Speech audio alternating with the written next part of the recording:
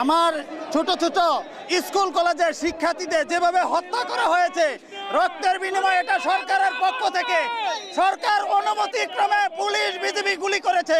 এই সরকার জনগণ মানে না।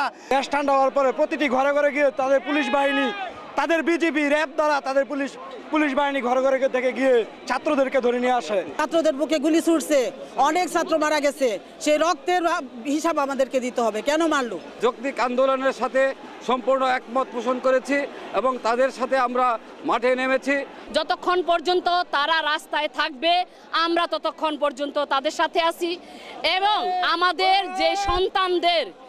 যে সন্তানদেরকে যেভাবে হত্যা করা হয়েছে, লাঞ্ছিত করা হয়েছে, যেভাবে আঘাত করা হয়েছে, সেটার আমরা জবাব না নেওয়া পর্যন্ত আমরা রাস্তা ছেড়ে যাব না।